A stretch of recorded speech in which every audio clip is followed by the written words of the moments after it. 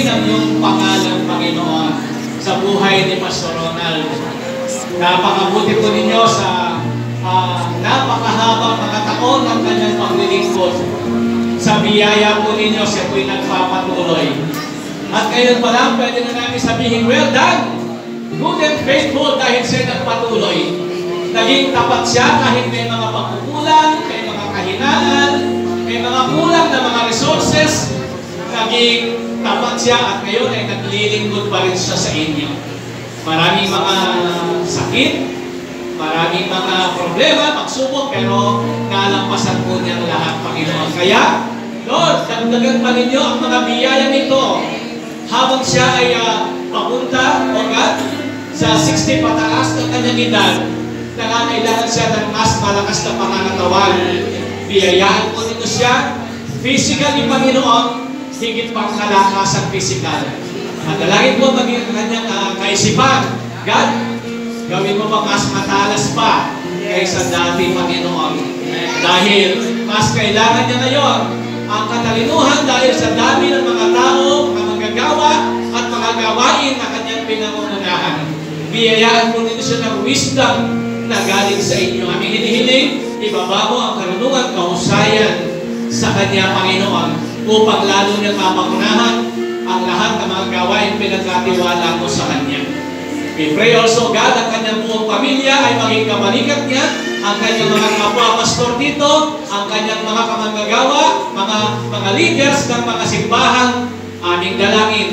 Hayaan mo maging tunay silang kapartner at magpatuloy yon hanggang sa ikaw ay dumating, Panginoon. Maging maayos, magkaroon ng magandang harmony ang kanilang mga relasyon dahil kapag ang pagkakaisa, Panginoon, ay naroon tiyak, united, O God, they will stand. Magpapatuloy sila kapag sila po ay nagkakaisa. So, biyayaan ko rin siya financially, Lord. Kailangan natin lahat yan. Financially, mga resources na kakailanganin pa sa mga misyon, sa mga gawain. Lord, ang aming mga pangyarihan Diyos ang tinatawagan namin ngayon. Ang aming mga pangyarihan Diyos na walang imposible sa Kanya. Kayo ang magpo-provide. As you guide, please provide, O God, sa lahat ng mga kailangan ng gawain. Hindi lang dito, kundi ng buong distrito, Panginoon, na kanilang pinangungunahan. Maraming salamat. Bless mo silang mag-asawa, kanilang mga anak, manugang, mga apo, ang kanilang mga gawain, ang mga lingkod mo, Panginoon, na tumutulong, sumusuporta sa Kanya, pagpapalain mo ninyong lahat.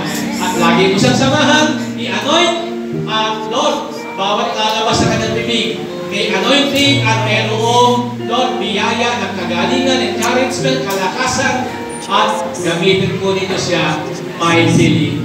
Maraming salamat, Panginoon, sa mga darating pang mga taon. Samahan ko siya ng higit pa kaysa dati. At habang siya nagmamature, God, lalong titibay ang kanyang pananampalataya. Maraming salamat, Panginoon. We speak blessing, O God, kay Pastor Ronald. We speak blessing. We speak blessing. We speak good health kay Pastor Ronald. Oh, we speak mga resources na gagamitin niya sa ministry niya. We speak spiritual, material blessing para sa kanya.